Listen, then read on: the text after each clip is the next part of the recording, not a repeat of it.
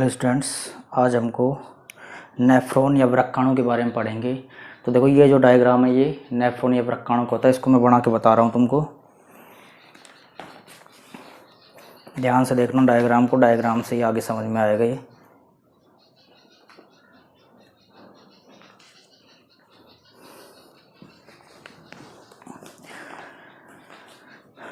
देखो, इसमें सबसे पहले ये एक प्यालेनुमा संरचना पाई जाती है। इस प्यालेनुमा संरचना को बोमेन संपुट कहा जाता है और इस प्यालेनुमा संरचना में कोशिकाओं का गुच्छा पाया जाता है। ये कोशिकाओं का ऐसे गुच्छा पाया जाएगा। इसमें दो भुजाएं होती है, एक यहाँ से निकलेगी और एक इधर की साइड से। आगे ये जो प्यालेनुमा संरचना है ये आगे ऐसे मुड़ के एक सीधी यू आकार की संरचना बनाएगी, ऐसे यू आकार की संरचना। इस यू आकार की संरचना में ये भाग जो होता है ये थोड़ा सा सकड़ा होता है और ये वाला भाग होता है थोड़ा चौड़ा भाग पाया जाता है। उसके बाद ये यहाँ से ऐसे मुड़ के ये दूरस्थ कुंडलित नलिका हो जाएगी। इसके बाद ये संग्राहक नलिका का निर्माण करती है, संग्राहक नलिका का निर्माण करती है। इस संग्राहक नलिका में ऐसे शाखाएं पाई जाती है और लास्ट में ये संग्राहक नलिका मूत्राशय में जाकर खुलती है। तो लास्ट में मूत्राशय आएगी। तो इसमें देखो, इसके नाम लिख देते हैं। देखो, इस ऊपर वाले भाग को बोला जाता है ग्लोमेरुलस।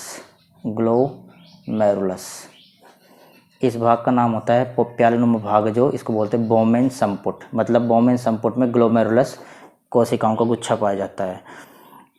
इस यू आकार की संरचना को बोला जाता है हेनले लूप। क्या बोलेंगे? Henle loop.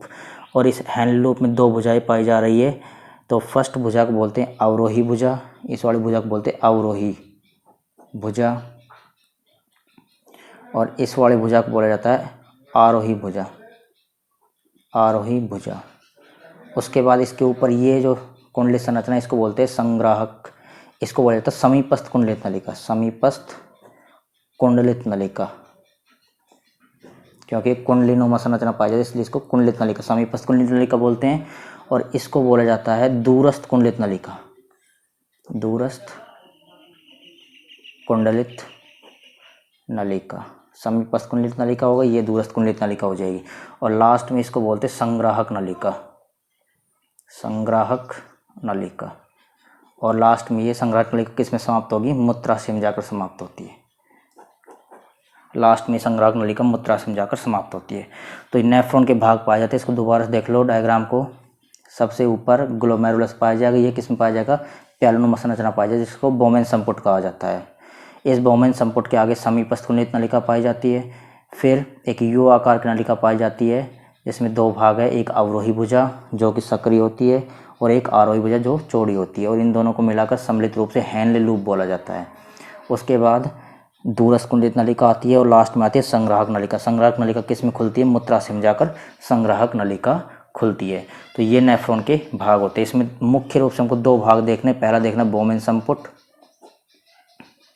और दूसरा देखना हमको इसमें वृक्क नलिकाएं। और वृक्क नलिका में ये सारी नलिकाएं आ जाएगी। बोमेन संपुट पहला भाग ये वाला हो गया और वृक्क नलिका में ये सारी नलिकाएं आएगी। अवरोही, आरोही, समीपस्थ कुंडलित नलिका, दूरस्थ कुंडलित नलिका और संग्राहक नलिका सभी किस में आएगी? सभी वृक्क नलिकाओं में आएगी।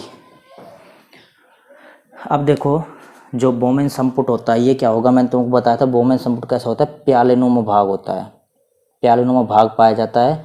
और इसमें क्या पाए जा रहे हैं? देखो डायग्राम में, इसमें एक कोशिकाओं का गुच्छा पाया जाता है जो क्या होता है? जिसको ग्लोमेरुलस बोला जाता है, जिसको क्या बोलेंगे? ग्लोमेरुलस। उसके बाद देखो, बोमेन संपुट जो होता है रक्त में से क्या करता है? अशुद्धियों को छानने का काम करता है। मतलब ये जो बोमेन संपुट है ये अशुद्धियों को छानता है। इसमें ग्लोमेरुलस पाया जाता है और अशुद्धि को ये क्या करेगा? छानने का, अशुद्धि को छानने का काम करता है बोमेन संपुट। तो इसमें बस इतना ही लिखना है, ये प्यालेनुमा भाग है और इसमें कोशिकाओं का गुच्छा पाया जाता है जैसे ग्लोमेरुलस बोलते हैं और ये अशुद्धियों को छानने का काम करता है। दूसरा हमारा भाग होता है वृक्क नलिका। अब वृक्क नलिका में सारी नलिकाएं आ जाएगी, अवरोही, आरोही, दूरस्थ कुंडलित नलिका, समीपस्थ कुंडलित नलिका और संग्राहक नलिका। ये सारी क्या होती है? ये सारी वृक्क नलिकाओं में आती है। तो बोमेन संपुट के बाद जो संग्राहक नलिका आएगी, उसके बाद हैनले लूप में ये दोनों भुजाएं आएगी। दूरस्थ कुंडलित नलिका और संग्राहक नलिका इसके भाग होते हैं। तो देखो इसमें क्या होता है, इन नलिकाओं में जो समीपस्थ कुंडलित नलिका होती है इसमें ग्लूकोज का अवशोषण किया जाता है। समीपस्थ कुंडलित नलिका में जो आवश्यक पदार्थ शरीर के लिए ग्लूकोज का अवशोषण किया जाता है। इसके बाद जो अशुद्धि वाला पदार्थ होता है वो इन नलिकाओं के थ्रू कहाँ चल जाता है, मूत्राशय के द्वारा बाहर शरीर से बाहर निकाल दिया जाता है। अब देखो मानव में जो वृक्क होते हैं, वृक्क जो होंगे वो कैसे होते हैं, तुमको डायग्राम बताया था कल, सेम के बीज के आकार के। देखो ये डायग्राम दोबारा से लास्ट वीडियो में देखा था हमने।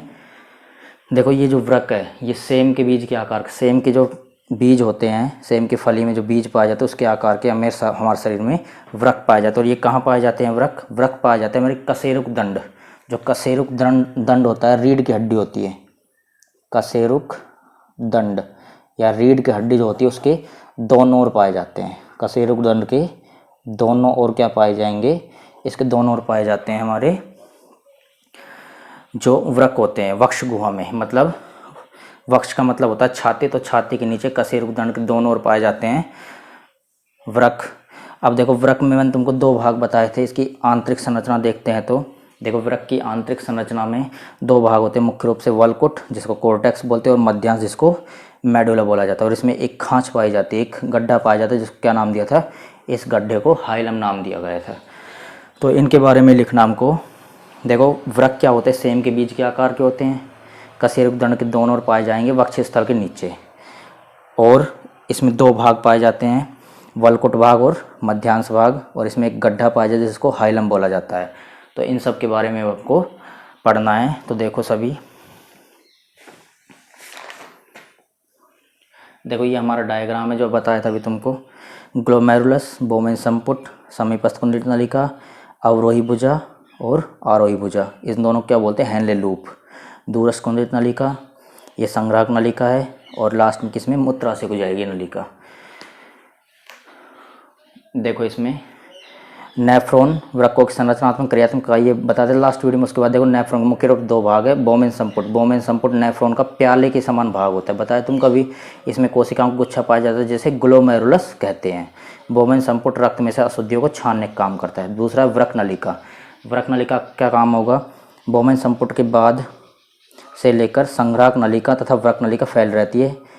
संग्राहक नलिका तक सारी क्या होगी, वृक्क नलिकाएं होगी लास्ट तक। इसका समीपस्थ कुंडलित नलिका वाला भाग मूत्र में से ग्लूकोज की मात्रा को, अतिरिक्त जल की मात्रा को अवशोषित करता है, जो शरीर के लिए क्या है आवश्यक, ग्लूकोज और जल। तथा संग्राहक नलिका मूत्र को मूत्राशय में भेजती है जहाँ इसे उत्सर्जित कर दिया जाता है। उसके बाद मानव में वृक्क सेम के दाने की आकृति के होते हैं। सेम के जो दाने होते हैं, बीज होते हैं, उसकी आकृति के वृक्क पाए जाते हैं, जो वक्ष गुहा में कशेरुक दंड के दोनों ओर पाए जाते हैं। तथा वृक्क का आंतरिक भाग क्या कहलाएगा, मेडुला, तथा भारी भाग वल्कुट कहलाता है। तथा वृक्क के मध्य में खांच या गड्ढा पाया जाता है जिसको क्या बोलते हैं, हाइलम बोला जाता है। इसके बाद हमको अगला टॉपिक पढ़ना है मानव में मूत्र निर्माण। ये करेंगे कल के अगले वीडियो में।